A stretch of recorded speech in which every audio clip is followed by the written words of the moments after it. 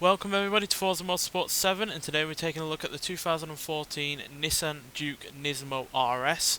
Now this is part of the first generation that was produced between 2010 and 2019, with the second generation only being released last September. And yeah, this is a Nismo being introduced in 2013, with this RS version of the Nismo, which is more powerful, being introduced in 2014. And yeah, the Nismo in general has styling changes to the bumpers and skirts, modified suspension and steering, as well as 18-inch wheels.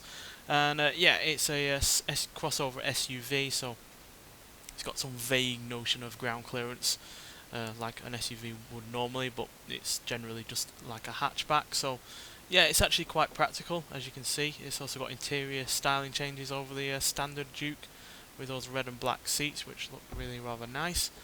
Got a decent amount of space in the rear, though obviously you can only fit 5 people in this car, which for an SUV is not quite good enough, quite frankly, but it does have a decent boot as well. It's a hatchback, so you can obviously throw those back seats down and make it even bigger, but yeah, generally decently good in terms of interior space. But there's no getting around the fact that this is one of my least favourite cars on this game, and yeah, it's pretty much one of my least favourite cars in any Forza game in general. And yeah, several reasons for that. One is the looks, which I just think are awful. It's way too over stylized, even the standard version without the styling changes to the bumpers and skirts. It just looks all over the place. And yeah, it's also only front wheel drive, so even if it does have some vague off-road ground clearance, it's not got the drivetrain to deal with any off-road elements.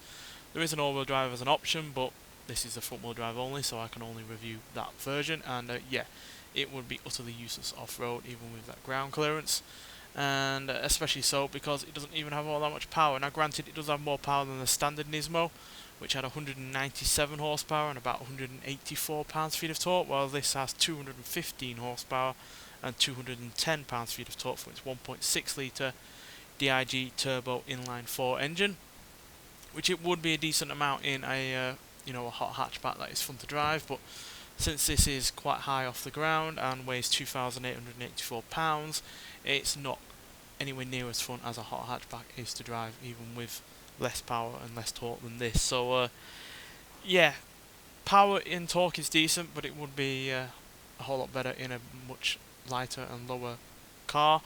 Looks are awful, really don't like them. Never been a massive fan of crossovers in general, but this just doesn't look good in the slightest. Though granted, that is subjective, so I'll leave that to other people to decide whether or not it looks good. But in a lot of ways, this car reminds me of the Pontiac Aztek, which is my least favourite car in any Forza game ever. And yeah, plenty of reasons for that. That was also a front-wheel drive crossover. Also had awful looks. Also had decent practicality, but that was really the only good thing going for it. And yeah, wasn't even much cop in terms of performance either, which is the exact same with this, to be honest. To see how bad it is though in terms of performance and handling, we're going to take it out onto the onto a track and see what it can do. So see you when we get there. Right, we're on the Suzuka circuit for a couple of laps. Japanese car, may as well go on a Japanese track, though this car has been, for whatever reason, remarkably popular in Europe, and particularly the UK, and yeah, I see these things everywhere, and I'm undoubtedly going to see even more of them with the new generation just launching. So yeah, I just cannot see why anyone would like this. Can't see why anyone would like the looks, because it's just way too fussy. It's, yeah, outside of trying to look different compared to other cars, there's no real reason to have it in terms of looks. But again, like I said earlier, that opinion is opinion overall. It is only subjective. So looks aside, what else does this car have? Well, it does have a better power to weight ratio over the likes of a Pontiac Aztek, because it doesn't weigh all that much. Like I said, it only weighs 2,884 pounds, which is fairly decent, but you will get hot hatches with the same kind of power and torque as this with less weight. They'll also have better handling because they're not quite as high off the ground, and this does have, I think, around 62% of its weight up front, which is far too much, especially for a car that doesn't even have good handling in the first place, so it does understeer a fair old bit. And the engine isn't even all that exciting. My tumble dryer sounds more exciting than this engine, and yeah, it just doesn't have enough get up and go.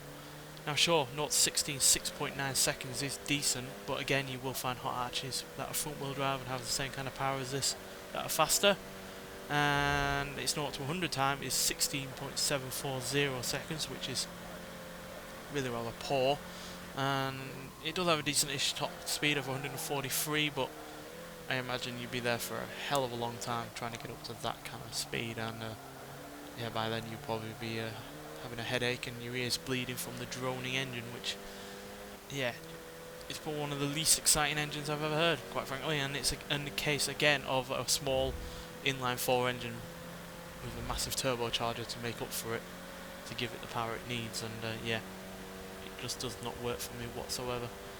So yeah, like I said, easily one of my least favourite cars on not just Forza Motorsport 7, but the series in general, and only the Aztek really comes below this, quite frankly. I'm really struggling to think of any other car I hate more than this.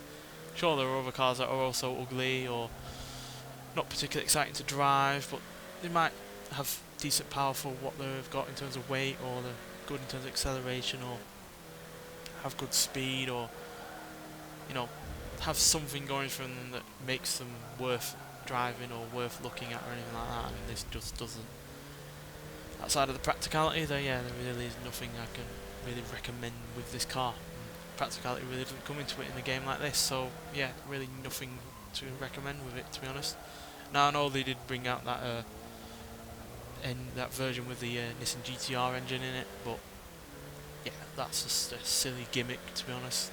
If you want a car that has that kind of power and you know, is quick, then just get a Nissan GTR. Why you would saddle a car like this with that amount of power, which has had to be completely radically designed and changed, so it's probably not even all that usable on road, is just stupid, quite frankly, which is why only around 20 of them were ever made. So yeah, it's just not a car that I like at all, and yeah,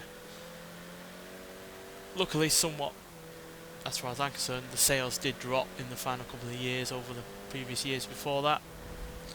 It did have around 100,000 sales at one point, and then they dropped to around 60 odd thousand. So yeah, hopefully the new generation isn't going to last that long either, so we don't have to observe such a hideous vehicle on the road much longer. But yeah, it's again another car that is pretty much taking up space that a more impressive, more unique vehicle could take up on this game, quite frankly, because yeah, I really don't see why anyone would enjoy driving this in this game, and I really don't understand why anyone would enjoy driving it for real, because obviously this is going to be a more expensive version than the standard Duke, and yeah, the fact Nismo has put their name to this is really rather damning as well, because, well, you know, the likes of the Sentra Nismo is also front wheel drive. That is at least a decent looking car and it is fun to drive in some regards, whereas this, with its higher ground clearance and heavily weighted front end, and the fact it understeers and got an awful sounding engine, just does it no favours. So yeah,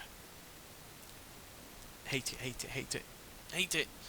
But yeah, I've been wanting to get this out of my system by reviewing this, so yeah, should be reviewing much better cars and much more likeable cars in the future. Nonetheless, thanks for watching, and I'll see you in the next one. Bye.